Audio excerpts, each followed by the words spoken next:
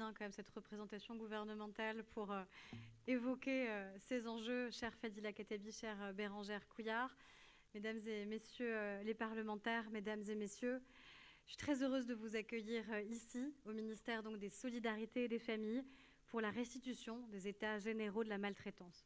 Je tiens d'abord à vous remercier, au nom de Fadila Khattabi et de moi-même, pour votre engagement et pour votre présence ici aujourd'hui. La sécurité et la protection des plus vulnérables de nos concitoyens est évidemment une priorité absolue de notre action. Parce qu'être ministre des Solidarités, c'est garantir effectivement les droits de chacun et assurer la pleine participation de tous à la vie collective.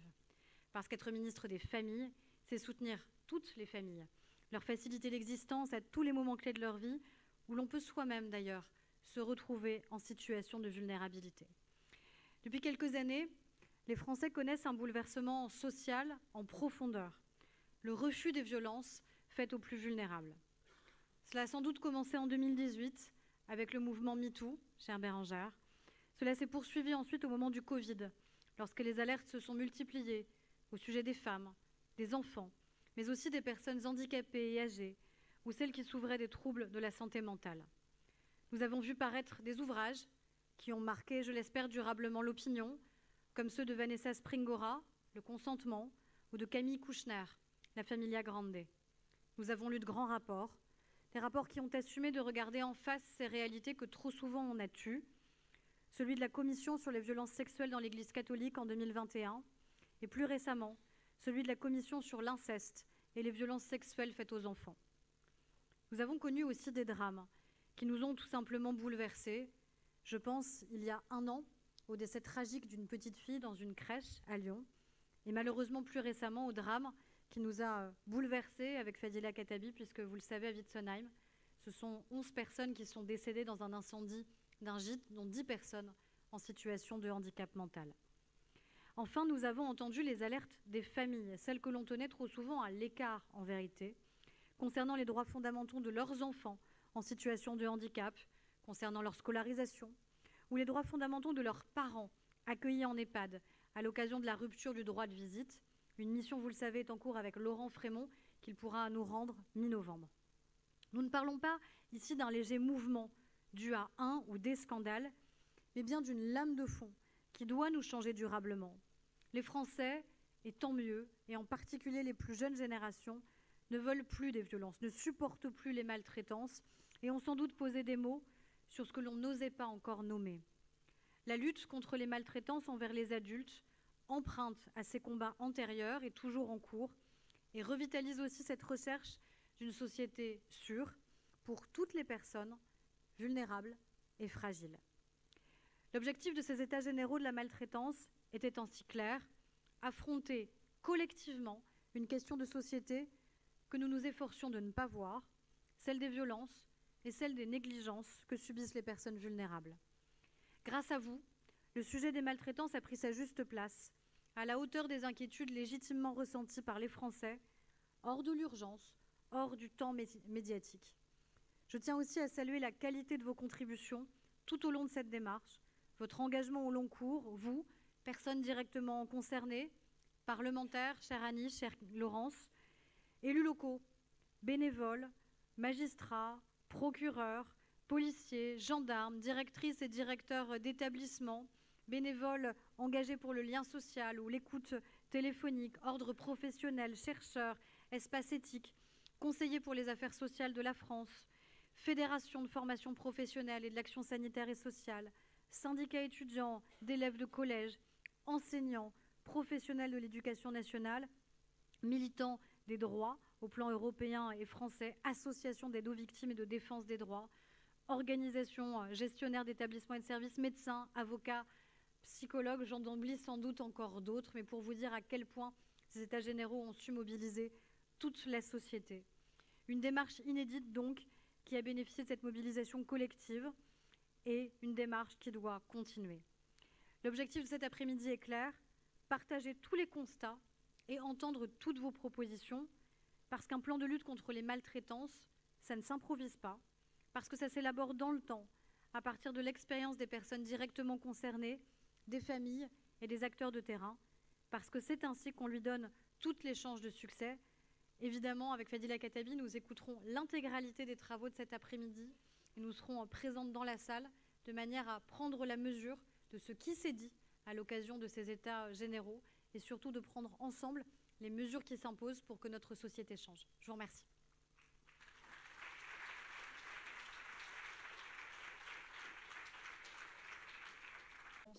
À toutes ces propositions et comment faire converger les luttes. Et merci à Catherine Petit d'avoir accepté d'animer toute cet après-midi parce qu'elle n'a pas eu la tâche facile et de l'avoir fait si intelligemment. Et merci à Alice qui a été largement citée et je crois avec beaucoup de justesse pour l'engagement qui a été le sien tout au long de la préparation de ces États généraux des maltraitances. Et merci encore une fois à toutes celles et ceux qui y ont participé, toutes celles et ceux qui ont été présents pour écouter aussi les prises de parole qui se sont succédées. Et nous étions très heureuses avec Fadila Khattabi de pouvoir être à vos côtés tout au long de cet après-midi pour entendre. Et justement, entendre, c'est, je crois, assumer de se dire que les États généraux ont été une véritable force de dévoilement. Et en vous écoutant, en écoutant les plus jeunes, j'espère que l'après-midi n'a pas été trop longue pour vous, mais croyez bien que ce que vous nous avez montré et présenté est extrêmement important pour nous. On mesure en effet bien à quel point il est difficile de briser les silences et de briser le tabou qui a trop longtemps entouré la manière dont nous agissons envers les adultes vulnérables.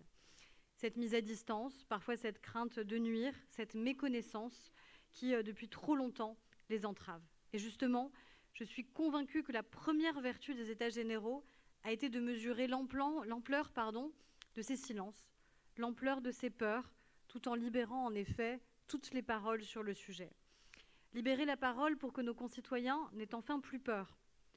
Peur de ne pas être crus si l'on parle, peur d'être laissés seuls après avoir parlé, peur des représailles, peur de perdre leur place ou la place de leurs proches dans une structure, peur de l'isolement au sein de son équipe pour le professionnel qui aura signalé une situation. Et je pense qu'il est utile de le rappeler. Signaler une situation de maltraitance, ce n'est pas, et ce ne sera jamais, je le dis devant la procureure, de la délation. C'est non seulement une obligation légale, mais c'est surtout un devoir moral qui s'impose à chacun d'entre nous.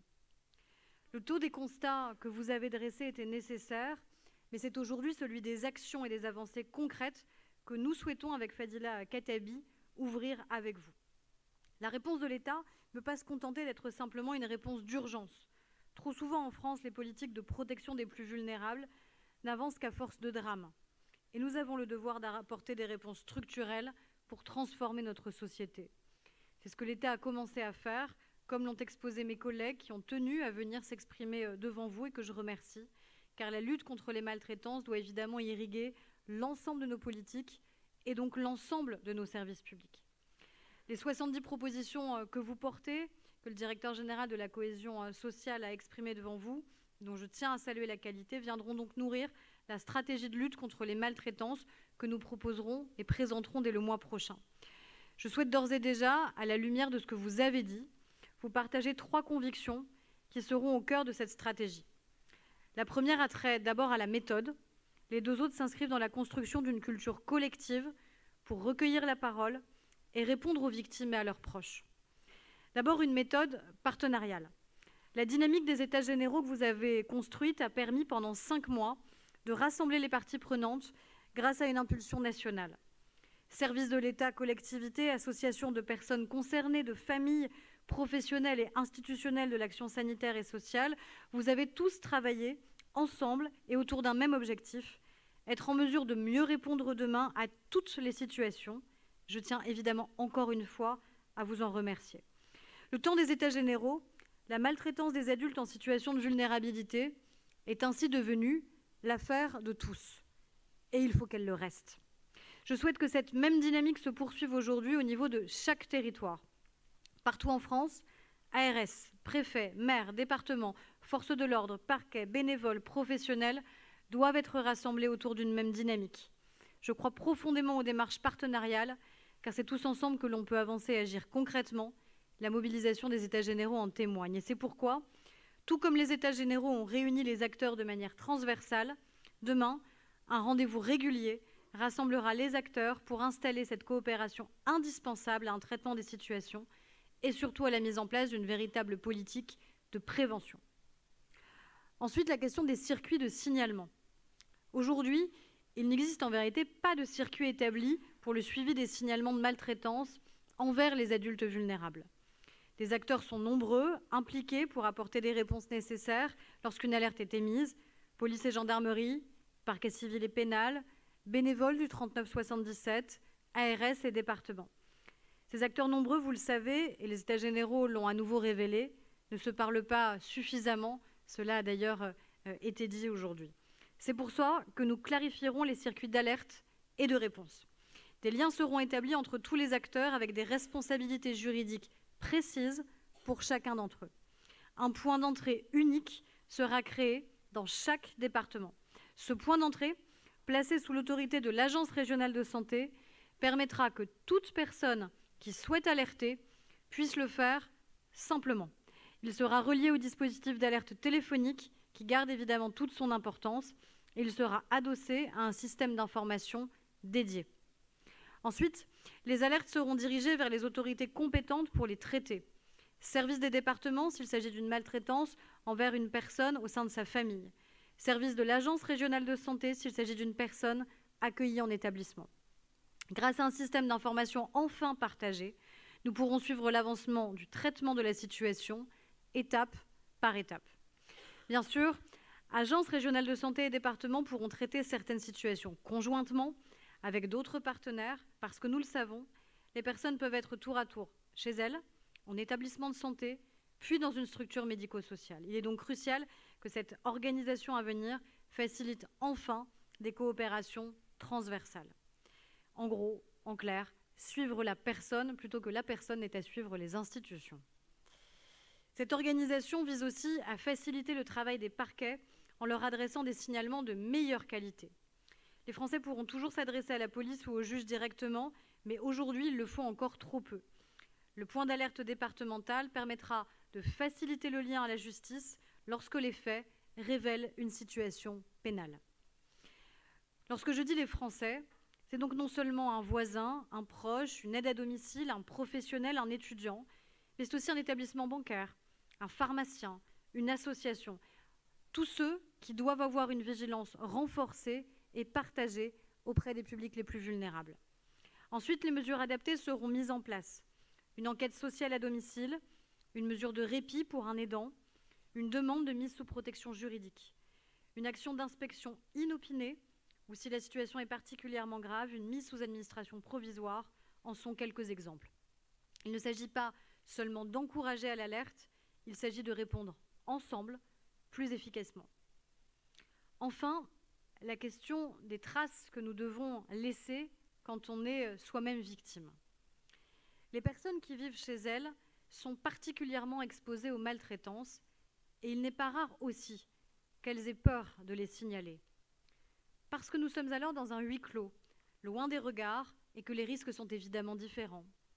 Parce qu'il y a le risque d'une violence ou négligence de la part d'un professionnel, nous savons que cela peut arriver, mais il y a aussi, et c'est sans doute plus insidieux, le risque de mauvaise organisation entre les différentes personnes, les différents services qui interviennent.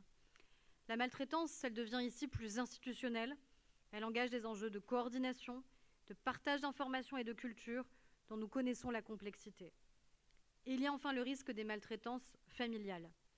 Une personne handicapée psychique, une femme âgée, se refuseront souvent à faire du tort à la personne de leur famille qui les aide, qui leur rend visite, mais qui leur fait pourtant du mal. Les solidarités familiales sont plus puissantes que tous les arguments des professionnels, et vous êtes évidemment bien placés pour le savoir. Nous savons que répondre aux maltraitances, c'est d'abord se mettre au rythme de la personne et de ce qu'elle veut, elle. Ce n'est pas la forcer à porter plainte immédiatement si elle n'y est pas prête, cela ne résout rien. Lorsqu'une violence grave est constatée, les forces de l'ordre interviennent, mais très souvent, c'est finalement dans les confidences, dans les récits, que la maltraitance apparaît et se lit. Il faut pouvoir proposer aux personnes de déposer ces récits dans un carnet de bord sécurisé qui peut accueillir tous les éléments d'une future procédure lorsque et si la personne est prête à le décider. Un tel outil est déjà utilisé pour les femmes victimes de violences. Il s'appelle Mémo de vie. Demain, il sera adapté aux réalités, aux besoins spécifiques des personnes adultes vulnérables.